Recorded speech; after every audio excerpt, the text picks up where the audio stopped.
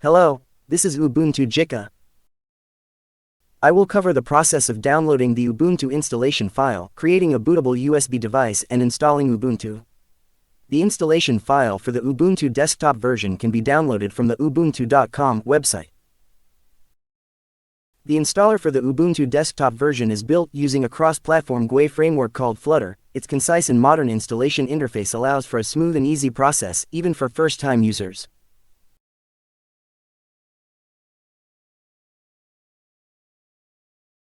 Since the installation file is approximately 6 GB, the download will take a considerable amount of time.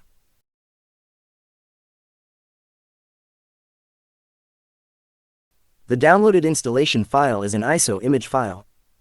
Because OS installation requires booting, you must transfer the ISO image file to a USB memory device to make it bootable. If you are creating a bootable USB device on Windows, I recommend Rufus. Rufus is a third-party application for Windows that creates a bootable USB drive.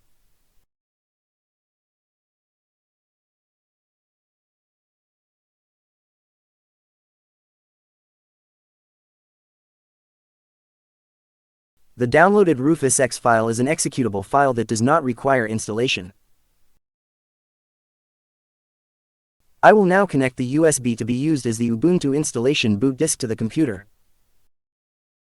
Since data on the USB device will be erased, you should back it up beforehand or connect an empty device. I will now run Rufus.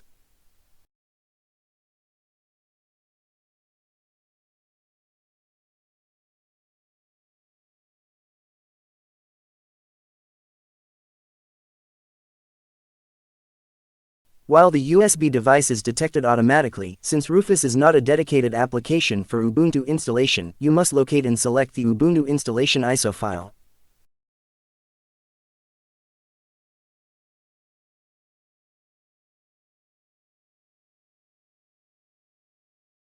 Clicking the Start button will create a bootable USB device.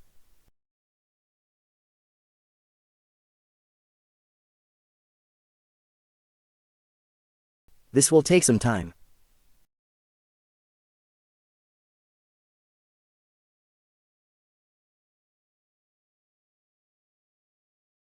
If you have downloaded the Ubuntu installation ISO image file, you can create a bootable USB device more easily.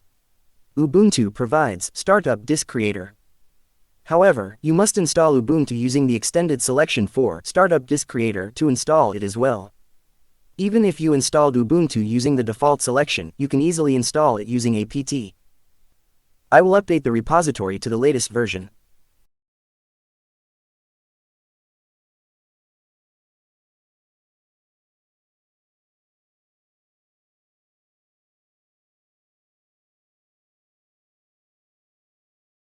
I will install usb-creator-gtk using apt. It is already installed when you installed Ubuntu using the extended selection.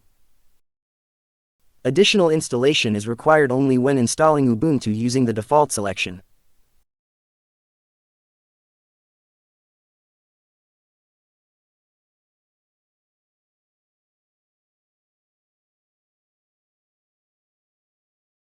I will now connect the USB drive to the computer to be used as the Ubuntu installation boot disk.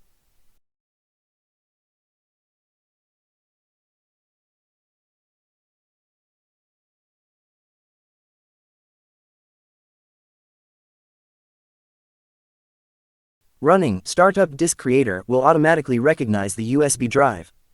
It will also automatically locate the Ubuntu installation ISO file in the download directory. Clicking the Make Startup Disk button will create a bootable USB device.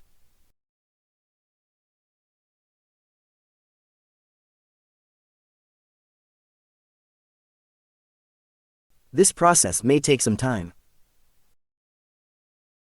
Starting with Ubuntu 26.04 LTS, the recommended system specifications for Ubuntu desktop installation have increased the RAM requirement from 4 GB to 6 GB. This adjustment is not intended to make the operating system itself heavier, but rather to support modern computing environments at a level that is practically usable, such as multiple browser tabs, web applications, and multitasking. To install Ubuntu, I will first connect the USB device that I previously made bootable. While booting from a USB device requires entering the BIOS or UEFI configuration screen, most motherboards provide a direct boot menu. Here are the shortcut keys for accessing the direct boot menu from popular manufacturers.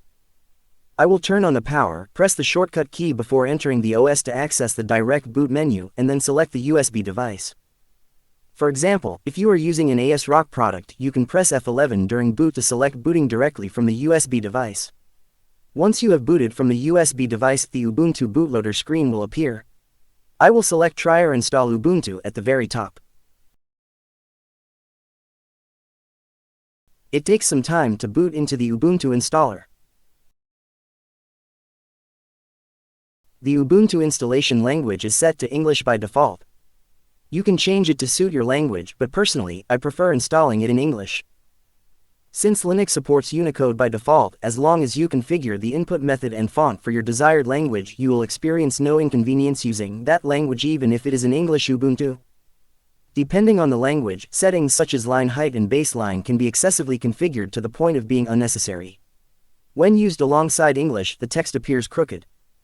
When icons are displayed using font glyphs or images are drawn using ASCII characters, they also appear awkward because they are stretched vertically. For these reasons, I personally prefer installing it in English. Accessibility is also supported. Since the installation was done in English, the keyboard layout is automatically set to English. After the Ubuntu installation is complete, you need to install an input method for your desired language. However, the corresponding language pack must be installed first. I will cover this in detail in a separate video. If you plan to install while downloading third-party software and additional media format support, it is recommended to configure your network settings before proceeding. If you are installing on a laptop or other device using a wireless network, Wi-Fi settings will be enabled. The Try Ubuntu is also provided, which allows you to run Ubuntu directly from a boot disk without installing it on the PC storage device at all. I sometimes use the Try Ubuntu to extract data from computers that won't boot. I will explain this immediately after describing the overall installation process.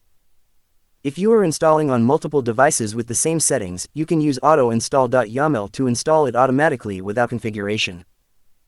If you select default selection, miscellaneous applications that are rarely used will be excluded and only the basic applications will be installed minimally.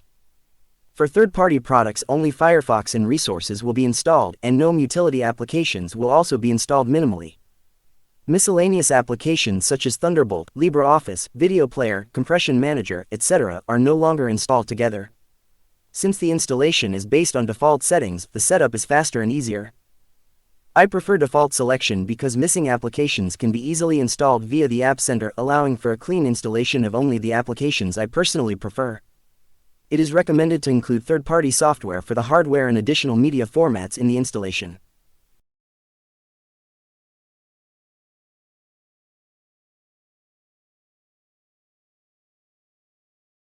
This is the screen displayed when no OS is installed on the PC.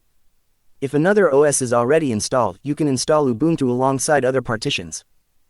If Windows is already installed, BitLocker is enabled by default. In this case, you must disable BitLocker to adjust the partitions. Press the Restart into Windows button to boot directly into Windows, allowing you to disable BitLocker. I will cover how to disable BitLocker in Windows later. If you want a clean installation, select Erase Disk and install Ubuntu.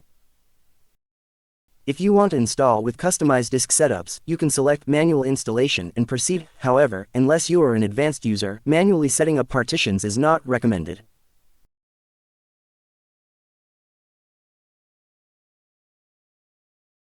This is the screen for setting the user account and computer name.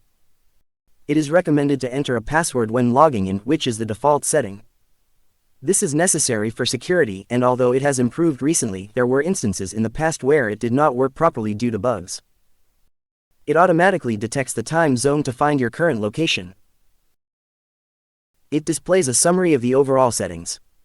If the settings match your preferences, click the Install button to proceed. If you selected Extended Selection, it takes a little over 10 minutes, but if you selected Default Selection, the installation is completed in about 6 minutes. It is really easy and simple. Once the installation is complete, it asks if you want to restart. I will click the Restart Now button.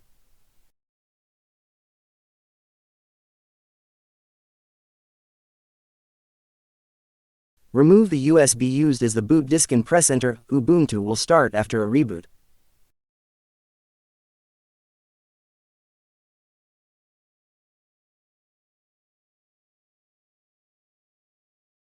This is the application menu when installing with the default selection selected.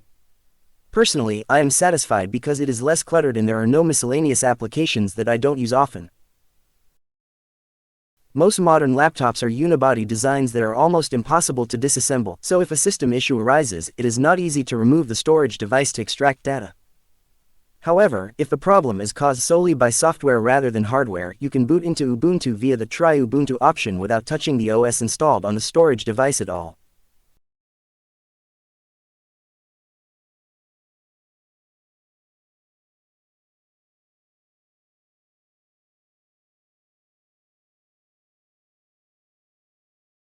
The storage device is mounted in that /run/media/Ubuntu directory. You can easily find the previously installed storage device using Nautilus. You can recover your data by connecting an external hard drive or USB memory stick and moving the files from the mounted path. Applications can be easily reinstalled using Ubuntu's apt or snap. In my case, since I manage my data in cloud-based repositories like NAS or Git, I only need to transfer 1 or 2 files that are not yet stored there. Therefore, since I started using Ubuntu, I have not partitioned my drive.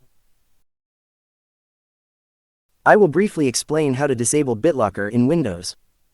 Windows has BitLocker enabled by default, and you must disable it to adjust partitions and install Ubuntu alongside other partitions. Pressing the Restart into Windows button will boot directly into Windows, allowing you to disable BitLocker.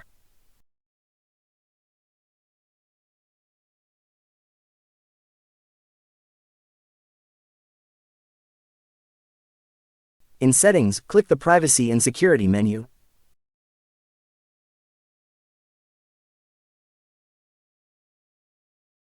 Click Device Encryption. Turning off device encryption will disable BitLocker.